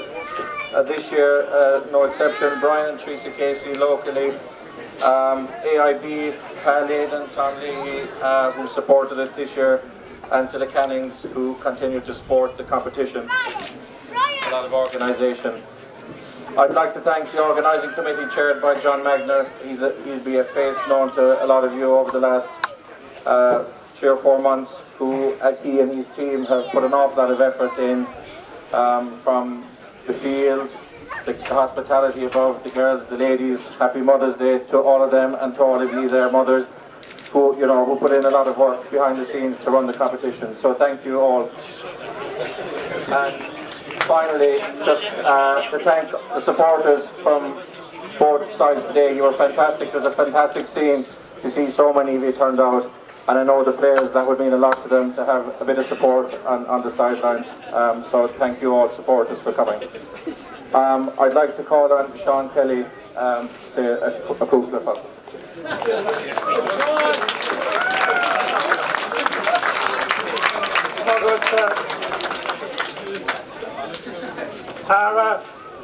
I'd ask you to call in the moon. I can hear Lucas Hibberdorn, I go Shandoon, I go coming out to Hurling to Corda. And also in Grand Chorish, and Sloan took, Sloan Smose took, and we had Sean, Cobley and David House, August Tasha Tilta, they could come out to or Tana Job the Antica, they should come up to the shop. So it's a fantastic day. I suppose the fact that 2 clubs are taking part in it with Church as part of their names, Upperchurch and Whitechurch was probably responsible for us getting a fine day. They probably had more influence about than us our democracies from other places. So, I'd like to compliment, first of all, this club here, Canidi, who have organised this competition now for 12 years and it's getting bigger and better. And indeed to all the clubs who took part in it, fantastic. it doesn't really matter what level you're playing for your club, one life as they say, and the playing All-Ireland final is the ultimate for any player with his own club. So to both clubs today, congratulate you on your performances. We had a very entertaining game. At the end of the day, Whitechurch confirmed their status as just not county board winners in Cork, but also Munster winners. But the Upperchurch combined, well done to them too. It's really all about the game, and you played with great passion, great commitment, and it has enhanced the competition and will go from strength to strength. So well done to the winners here behind me. Have a good night, but also to the vanquished. He too can celebrate because you've had a great year, both of you. So again, to the organisers here, well done. As it said in the programme, it's been a professional effort, and that's why it's such a success. Well done to everybody. Come on. Thank you, Todd. Could I have Liam Lennon, the Vice Chairman of the Munster Council, just a couple of words as well, Liam, thanks. And then Minister Patrick O'Donovan will award it. Margaret Jackson, Hurling, Shandon, Ara, Sean O'Kelly, he Oakland, Fisher, Europa, August, Wade, the Christian County, Livney. A son calling the moon, Tracy, they got in a top ball hand shot off, either in the Himrory and the Banish Story, August, the foreigner, and Dyer, August, the foreigner, got Porter. In 1971, the Club Senior Championship started. In 2003, Sean Kelly introduced the Intermediate and Junior A, Munster and All-Ireland Club Series. And 11 years ago, here in this club, it was decided that they would give the Junior B players, who were made up of maybe people in the trials of their careers and young players coming through, a chance to compete in the Munster Club Championship and in the All-Ireland Series. There's great credit due to the club here for that fantastic idea, giving all players a chance to have their day in the sun. And we have a day in the sun today. So to congratulate everybody involved. And it's a great sporting occasion, and it's great for Upperchurch Strumban, who made the final, and I know you enjoyed yourself here on previous occasions, and of course the Whitechurch. They're in the outskirts of Cork City. To Killian Ryan and his team, it's been a wonderful occasion, so congratulations. Agus Camerami Greer Bill and Nom Shorish.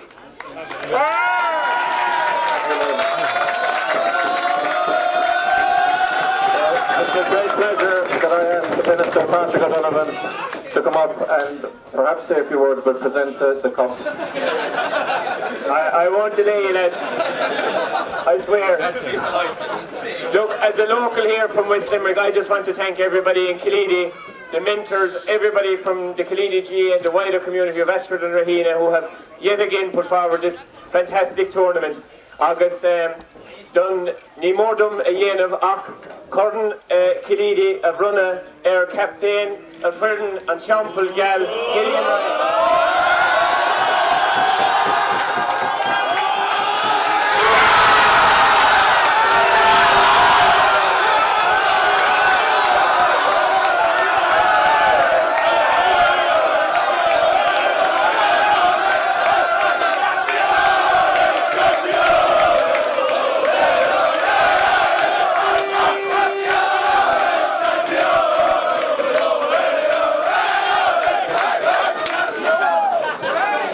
The captain would like to say a few words.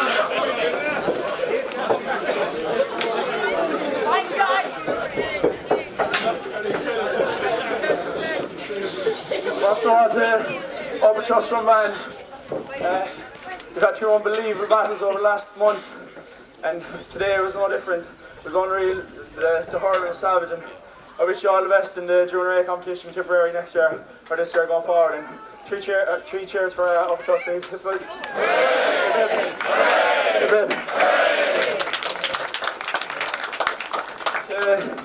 To Killeedy here, to John Magna and his committee, they do an unbelievable job. The day is unreal, like, for a Junior B club to be out here in the crowd, it's something else. And I'd like to congratulate John and his committee for hosting a savage competition and fierce professional job done as well. So, thanks, John.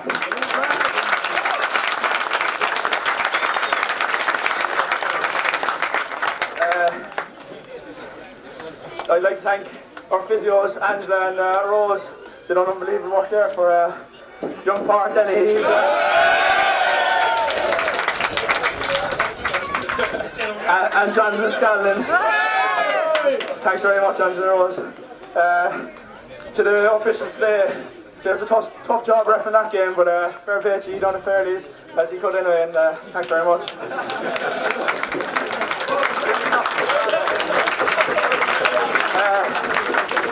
There are club sponsors there. David Hickey and Kathleen, where are you? They sponsored our club tops there after the company final. And they'll have to sponsor something else again after this one.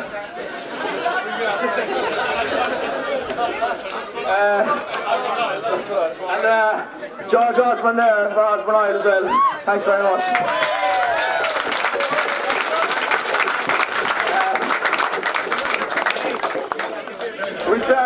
We started off this campaign around 13 months ago.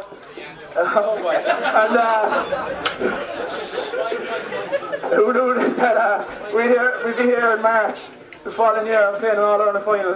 There's a few lads there I'd like to thank who've stuck with us all for the last 13 months. I don't know how you've done it, to be honest. But there's our club chairperson, John Sheehan.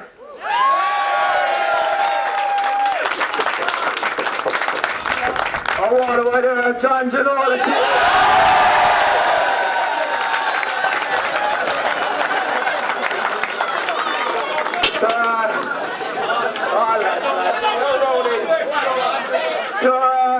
Our medic on the line, Tim O'Kay. So Rory O'Donoghue, he put off his holidays today, so thanks very much, Rory. James Smallboy Hagerty. Eamon Goff. Who's the other fella again? And Donald Mogg Hagerty.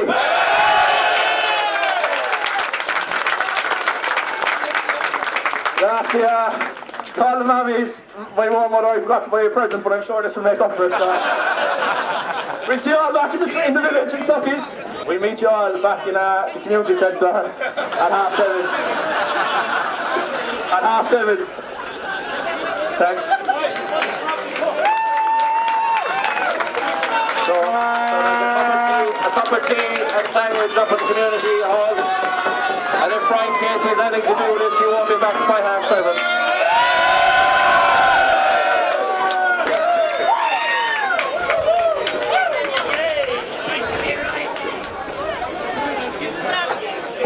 So all the videos and pictures will be on the website, www.kalidi.com, and we'll join in for the cup of tea as well.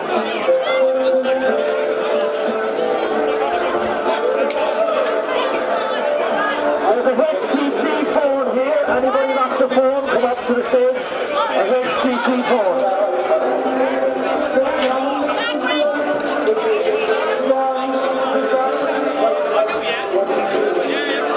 Thanks very much. Thanks for that.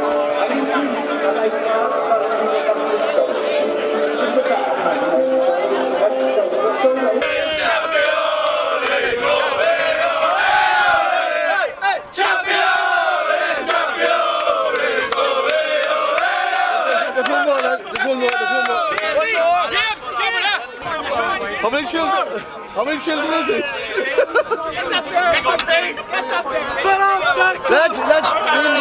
Johnny and James in there.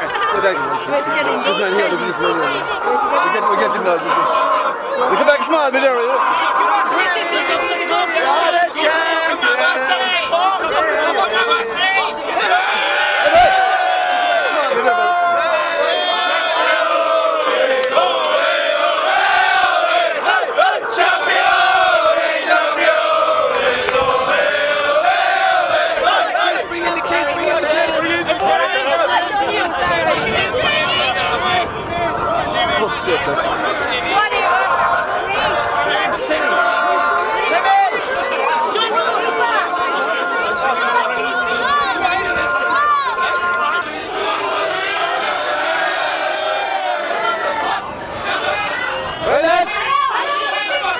Lads, on the count of three.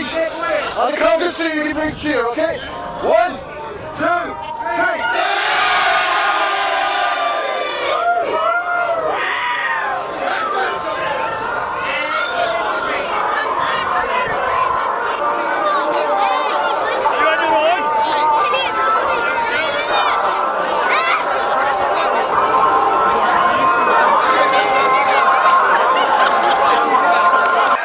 Right, we're here with Donald Hegarty and Eamon Goff, manager and trainer of All-Ireland winners in the junior hurling.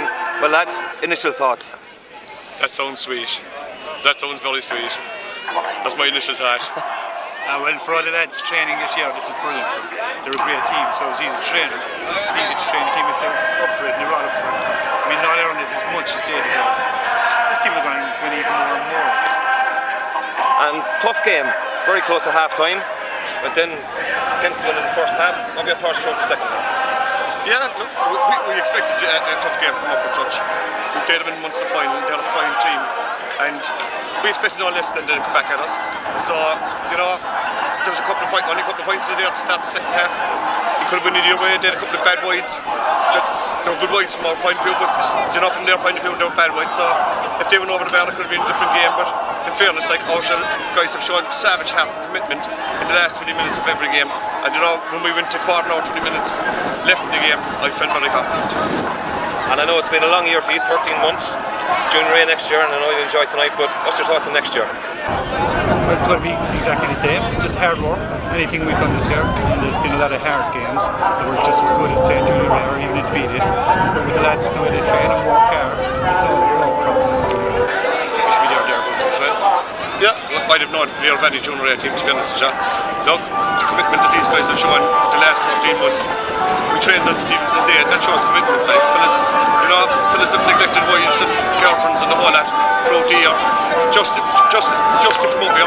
I'd say there's a lot of wives and girlfriends being delighted that this competition is over and that they can get back to a small bit of loving. But you know, these guys have no fear of anything in Junior A. Well, that's just congratulations to the whole parish behind you. Any truth in the rumour that you're going to burn those shorts now going into Junior A? Not a hope, or I'd burn nothing. So what started for these as 13 months ago ends in All-Ireland victory, and now we have Captain Killian Ryan going to come in and say a couple of words to us. Killian, Captain, All-Ireland champion, initial thoughts? I can't get my head around it, to be honest. It's unbelievable. Like, see everyone out here cheering us on, it's something else. Like, I can't get over it, to be honest. It's been some year, like, it's just topped off completely with this. I can't get my head around it. So, county champions, Munster champions, and All-Ireland champions. And under 21 city champions. And under 21 city champions.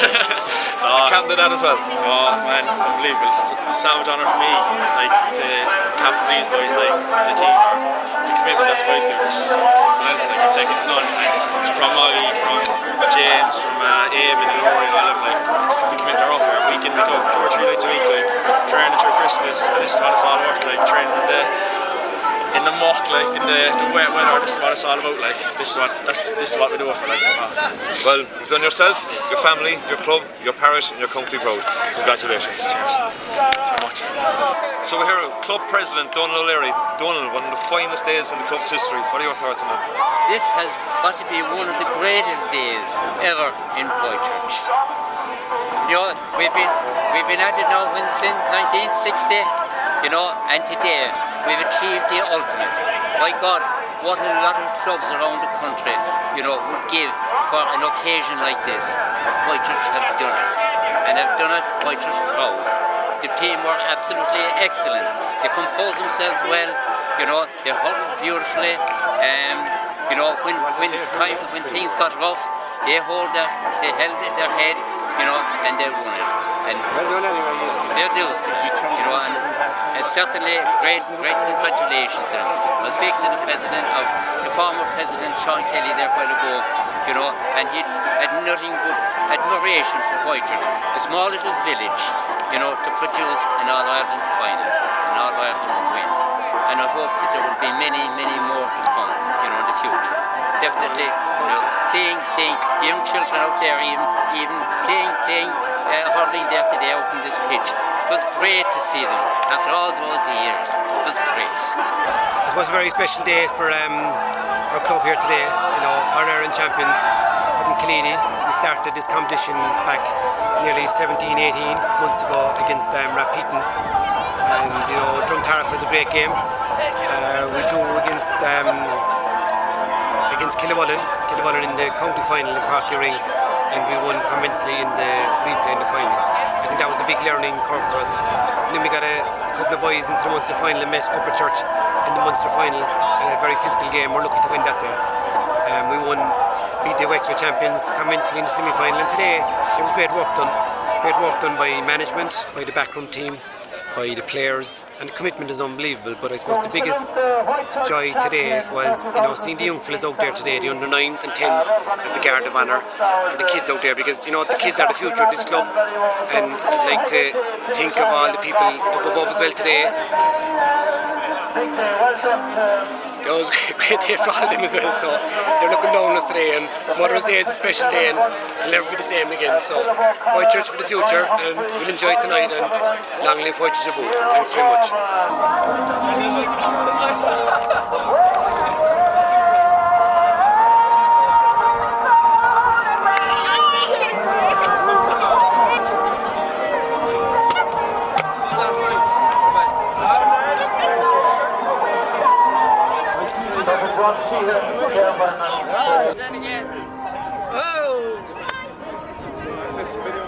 We are the champions, my friend.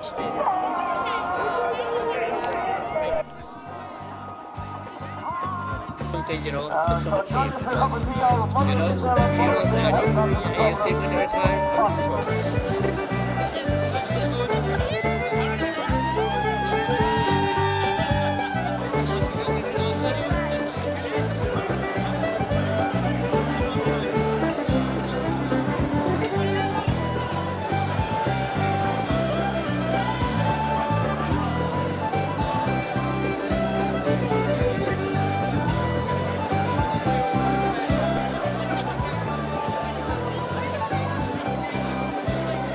Hello there, we're in West Limerick here at an All-Ireland final between a team from Tipperary and a team from Cork named Whitechurch. My name happens to be one of the O'Sullivans, Reverend Dennis O'Sullivan, SMA missionary in Africa.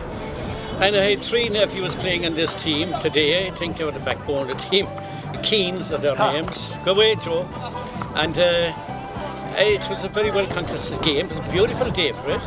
All who might be looking at happy mothers, I said the man of the match in my books would be a woman in Mother's Day.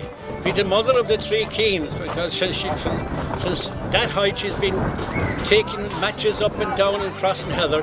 That's Lillian Keane. Mentors behind it, dedicated training for years. All I heard is training tonight, there's training tonight. Better things to look forward to, and we'll enjoy the I just happen to be an old-timer and vice president of the club yet, and it's good to be alive and to be part of the enjoyment of the scene today. Well, what a fantastic win for Whitechurch today. The second goal from Pádraig Dennehy really put the icing on the cake. It was a turning point in the game as far as I was concerned, that from there on Whitechurch drove on and Upperchurch Drumbain could only follow the coattails of Whitechurch. Well done, Whitechurch. Come on, Whitechurch! Woohoo! Come on, Whitechurch! Whitechurch,